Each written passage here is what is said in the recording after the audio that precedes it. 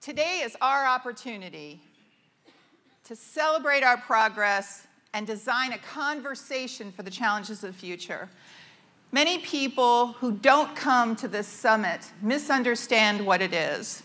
They think it's a networking event or a chance to find out what we're doing. It's really a reunion of all of the energy companies and all of the people who have actually already invested in Kern County or are interested in investing here. And so it's our opportunity to actually design next year's conversation. So as you know, we do continue to be the center of energy. We have oil, we have gas, we have exploration and extraction, we have solar, we have wind. Everybody can find these very cute cows that Southern California Gas has given us. We are the center of capture of methane and biogas now. And now, with the recent announcement of Rio Tinto US Borax, we'll be the center of lithium production. These are all very exciting trends that will keep us at the center. And if you live in California, every oil product and electron from Kern County touches you. If you live in Pasadena and you flip your switch, those are Kern County electrons. Glendale, Riverside, the city of Los Angeles practically bows down to Kern County because we're one of the few places that can actually process their wind and solar projects with reasonable mitigation and speed. And we are proud to be that conduit for energy for the rest of California. We continue to be the solution to the policies of Sacramento. And the word private-public partnership, it's really a relationship. We have innovative industries, and most of all, we have a stable investment. We see ourselves as resilient, adaptive, careful about the environment. We're committed to healthy communities here, and we are committed to social equity with our decisions and our regulations and projects. But that is not the conversation in Sacramento, or even the rest of California. And those of you who are from outside Kern County, we count on you to be ambassadors to the rest of California. Those of you from San Francisco, we hope that at the dinner table you're pointing out that who they think we are is not who we actually are. At best, they think we're ignorant and that we need study. We need to be educated. We have to be invited to change. We need to be pushed. We need to fall into some new future that they've designed by people who have never engineered a regulation for oil and never, ever permitted a wind or solar project. But they know best. And in that conversation, we are this. We are stuck in the past in their viewpoint. We are under the control of outside for-profit companies who tell us what to do, which y'all wish was true, but isn't true. And we're under their control and will never change. Our economy is static and misguided. Is there anybody here from Huntington Beach? Anybody who lives in Huntington Beach? Darn, I should have. Yes, there we go, yay. Okay, so this is the Huntington Beach coast. And in their view, this is us. That we are in technical debt to mistakes of the past. Everything we've done is a mistake, except for renewables. Obviously, that was okay. But everything else we've done was some mistake. It wasn't planned. It wasn't thought through. And that we need to be urged over the cliff right now into economic instability. But we are not that conversation, and I reject that we will become that conversation. For if we were, we would not be where we are today, and we would not continue to outproduce the rest of California in all forms of energy and innovation. If we were stuck in the past, how could we have invented the future of energy for California? So, in all of the things you hear, Sacramento pretends that this conversation about oil is about LA County and the coast. It's not. It's about us. This chart proves it. So let's look at where we are And let's look, for those of you who don't know, what we have done already to shape a future for sustainability. We've been producing oil since 1899 with evolving technology. Except for the museum in Taft, maybe, I don't think you're going to ride around and see big wooden derricks producing oil. And the evolving technology has gone beyond anything people expected. It produces jobs, it produces taxes for local and state government, and since 2015, we have the most environmentally protective oil and gas extraction anywhere in California. Anywhere in California. And we have permitted over 7,000 permits in 7 days or less. Yes, that was right, 7 days or less. It's actually more like 4 or 5. And that is based on the extensive work on the environmental impact report, and that includes hundreds of mitigations for the environments. Statewide, there's a $153 billion impact of oil.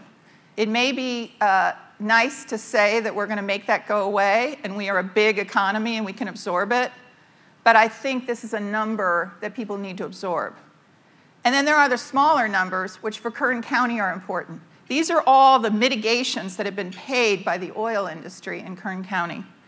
And I think one of the most important ones, I think, is the Buena Vista Museum. This is the little museum where the paleontological finds go. And up until 2016, when we actually started permitting, they didn't get much funding. I don't know if there's anybody here who actually donated to that museum.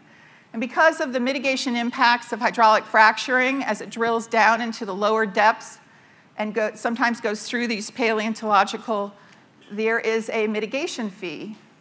And the Buena Vista Museum now has $157,000 that they wouldn't have had. To them, that's big money. I think they got like $2,000 a year as they were moving forward. In addition, I think the most important on there is the $85 million that we have sent to the Air District for grants and funds to do projects to clean up the air. And we are continue to work with them to find more projects, to have bigger projects. This means that when a new oil well is drilled, it is no net impact on air. Let that sink in. And that is not what's happening in the rest of California. That is not what's happening in Monterey or LA County. I know the oil company is uncomfortable when I say that because they don't want those kinds of regulations imposed other places. We have crossed that Rubicon. To stay in California, oil companies will continue to evolve and produce sustainability. And what we need and what we have here is science-based regulations, not soundbite regulations. For those of you who think that there is science behind 2,500-foot setback from a well, there isn't. There's absolutely no science. We have done the science. And so part of who they think Kern County is stuck in the past, and in reality, we have already designed a future for oil. Kern County renewables were #1. That's why Randy and I switched the table numbers because we didn't want to sit at the #2 table. So we're sitting at the #1 table. We're #1, and we're also #1 in oil in California. Don't mention that we're 5th in the nation. What are you doing, Richard? We're #1 in California when it comes to oil, okay? And it's a product of the hard work of the staff of companies in this room and the county departments, and a lot of my staff is here, so all you solar and wind companies, please don't ask them why they're not working on your project, okay? They're here at the Energy Summit today, and they deservedly have an opportunity to find out what's happening in the industry that they promote. And we have designed safe, environmentally protective wind and solar projects. You know, we started with this goal, which at the time seemed fantastical, I find out now, for many wind and solar companies, where we invented a goal for the board of 10,000 megawatts permitted by 2015, and we actually made that. We actually made 12,000. That does include rooftop for all of you in Bakersfield to have it on your roof. It includes the school districts. It includes water districts. It includes Grimway has 4.8 megawatts of power on a variety of their organic farms. It includes all of that. So we are now over 15,000 megawatts. We have in process another 4,000 megawatts. We're doing repowering on wind. And the next goal is energy storage. So we have 602 megawatts of energy storage between the Southern California Edison storage and this is installed, and the LADWP storage at Beacon. We have 2,100 megawatts in process. This is in Kern County. That will outstrip anything in, I think, the western United States, but I haven't checked it out yet. I like being competitive. And so our new goal is to have 3,000 megawatts installed of energy storage by 2022. If we continue to be the energy center of California, Sacramento cannot overlook us because we are their solution. So our next challenge is all forms of energy storage. And you'll notice I didn't say battery. You're going to hear today about other forms of energy storage. And I am very excited about anyone who has any ideas that they want to bring to do a pilot project here on these types of storage projects. Our statistics are clear. I'm sure I've missed some construction jobs. And we're still stuck at the 8,500, but I think there's probably been more like 9,000. And I think the most important on there is the $58.2 billion of private investment. Why is that important? Because those are private companies and public companies that believed in the stability of the leadership of Kern County. You don't put that kind of money, which is a 30-year project, into a county where you think tomorrow they're going to change their mind. And we didn't waive one fee. We didn't give them any sales tax, anything. What we gave them is what I call sweat equity. The county staff of the fire department, the building department, the planning department, all of these departments, the CAO's office, we just worked harder to understand the needs of the industry. Say when a project didn't work for us, please don't invest that money. That's just in the wrong place. Please don't put money into it before you make that investment. And worked our way through these processes. For those of you from other parts of California, these are all environmental impact reports. We don't cut corners here. That is an accusation that Sacramento constantly makes against Kern County. And I constantly remind them that that is not true. We just put the work in, and we work with our companies to understand their needs and understand how things really work in the real world. Not mitigation that we made up in an office, but mitigation that's actually going to implement what it is we're trying to protect. We're trying to protect the species, if we're trying to keep the dust down, if we're trying to make sure that the neighbors have a sufficient setback so they feel like they have control over their surroundings. These are all things that we work through. At the end of the day, it is the Kern County Board of Supervisors' commitment to business-friendly but environmentally protective. Now, there's another whole part of California that loves the beautiful wildflowers and Joshua trees and all of the things that we love too.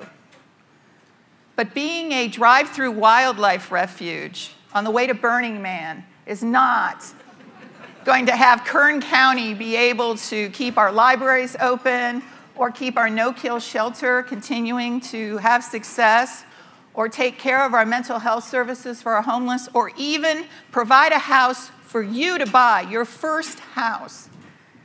And so we love these beautiful areas as much as anyone, and we are just as protective. But we cannot live in a tourism-only environment.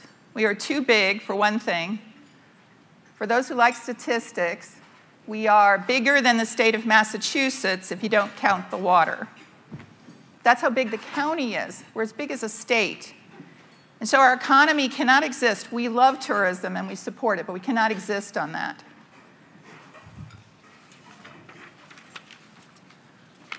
So what is my request? I always have one at these. We're the acknowledged experts in this conversation of providing access to affordable energy while protecting the environment. You're the experts. We have international companies. We are better known, that was not a joke. I'm better known in Germany because of 8-Minute Energy than I am in Sacramento. Because of EDF, we're known in France. Kern County is known. And so we are the experts. So today you're going to hear about innovative new projects for Kern County.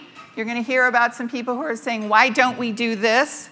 Let us leap. Let's leap. Let's not fall. Let's not let them push us over this cliff. Let's have an intentional and inclusive conversation and not be pushed into sound bites. Let's not use the sound bites. Let's use the science.